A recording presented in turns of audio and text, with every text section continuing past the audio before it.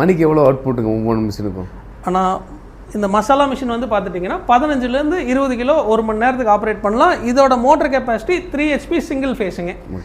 அதே மாதிரி இந்த நம்பர் 9 டபுள் ஸ்டேஜ் பல்வரைசர் இதோட ப்ரொடக்ஷன் கெப்பாசிட்டி 25லேருந்து 30 கிலோ எடுக்கலாங்க. இது வந்து பார்த்தீங்கன்னா வீட்டு தேவைக்கான கோதுமை இந்த மாதிரிலாம் அரைப்போம், அது வந்து 25 கிலோ அரைக்கலாம். இதுலேயே வந்து நீங்கள் மாட்டு தீவனம் பண்ணுறீங்கன்னா 40 கிலோ வரைக்கும் அவுட்புட் எடுக்கலாங்க. இதுக்கும் வந்து 3 HP சிங்கிள் ஃபேஸ் வந்து நம்ம சஜஸ்ட் பண்ணுறோங்க. இது வந்து இட்லி மாவு தோசை மாவு அரைக்கிறது வந்து பார்த்துட்டிங்கன்னா மணிக்கு 50 கிலோ அரைக்கலாங்க. இது 2 HP சிங்கிள் ஃபேஸுங்க. இதுலேயே வந்து தானியங்கள் உடைக்கிறதுக்கு யூஸ் பண்ணிங்க அப்படின்னா மணிக்கு 100லேருந்து 120 கிலோ யூஸ் பண்ணலாம் 2 HP சிங்கிள் ஃபேஸ்லேயே. ஓகேங்க சார். சிங்கிள் ஃபேஸை பொறுத்த வரைக்கும் நீங்கள் 3 ஃபேஸில் எப்படி ரன் பண்ணுறீங்களோ அதே மாதிரி தான். இப்போ வீட்டில் வந்து நீங்கள் தண்ணி மோட்டர்லாம் யூஸ் பண்ணுவீங்க, சிங்கிள் ஃபேஸ் மோட்டரில் ஓட்டினாலும் அதே தண்ணி தான் உங்களுக்கு லிஃப்ட் பண்ணி கொடுக்குது, 3 ஃபேஸ் மோட்டரில் ஓட்டினாலும் அதே தண்ணி தான் லிஃப்ட் பண்ணி கொடுக்குது. ஸோ அதனால் சிங்கிள் ஃபேஸில் ஆப்ரேட் பண்ணால் ப்ராப்ளம் வரும், 3 ஃபேஸில் ஆப்ரேட் பண்ணால் ப்ராப்ளம் வராது, அந்த மாதிரிலாம் கிடையாதுங்க. ஒரு விஷயத்தை நம்ம என்ஷூர் பண்ணிக்கணும், ப்ராப்பராக வந்துட்டு எலக்ட்ரிக்கல் வோல்டேஜ் இருக்கா, ப்ராப்பராக ஒயரிங் பண்ணியிருக்கோமா அப்படிங்கிறது மட்டும் நம்ம என்ஷூர் பண்ணிட்டோம்னா போதுமானதுங்கண்ணா.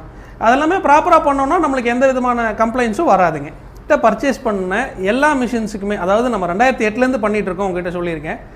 இன்றைக்கி வரைக்குமே நம்ம சப்ளை பண்ண எல்லா மிஷின்ஸுக்குமே ஸ்பேர் சப்போர்ட் பண்ணி கொடுத்துட்ருக்கோம், ஆஃப்டர் சேல் சர்வீஸ் சப்போர்ட்டும் நம்ம பண்ணி கொடுத்துட்ருக்கோங்கண்ணா. இப்போ நீங்கள் எங்கே இருந்தாலுமே உங்கள் டோர் ஸ்டெப்புக்கு நம்ம டெக்னீஷியன் அனுப்பிச்சு பண்ணி கொடுப்போம்.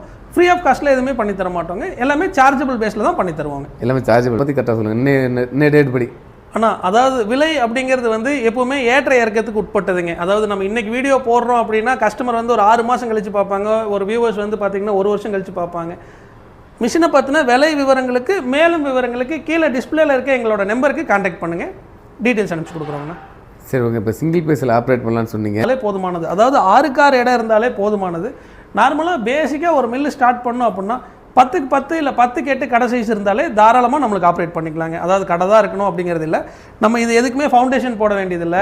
நம்மளுக்கு ஓப்பன் பேர் ஸ்பேஸ் இருக்குது, தாராளமாக ஆப்ரேட் பண்ணிக்கலாம். இல்லை ஃபஸ்ட் ஃப்ளோரில் தான் இடம் இருக்குது, மொட்டை மாடியில் தான் இடம் இருக்குது, அந்த மாதிரி இருந்தாலும் நம்ம தாராளமாக ஆப்ரேட் பண்ணிக்கலாங்க. அதாவது இந்த 3 மிஷினை பொறுத்த வரைக்கும் எந்தெந்த மாதிரி பயன்படுத்தலாம் அப்படிங்கிறத நான் சொல்லிடுறேன். ஒன்று வந்து பேசிக்காக நான் வந்து ஒரு வில்லேஜில் இருக்கேன், இல்லை கொஞ்சம் அவுட்டர் ஏரியாவில் இருக்கேன், எனக்கு வந்து லெஸ் குவான்டிட்டி ஆஃப் பீப்புள் தான் வருவாங்க அப்படிங்கிற இடத்துல ஒரு மில் செட்டப் மாதிரி, அதாவது ஒரு கூலி அரவை மில் மாதிரி போடலாம். இதை வச்சுட்டு கூலி அரவை மில் இல்லாமல் வேறு ஃபர்தராக என்னென்ன பண்ணலான்னா, நான் ஒரு சின்ன மளிகை கடை வச்சுருக்கேன், இல்லை ஒரு சின்ன பெட்டி கடை வச்சுருக்கேன், பக்கத்துலேயே இட்லி மாவு தோசை மாவு அரைச்சி கொடுக்கணும்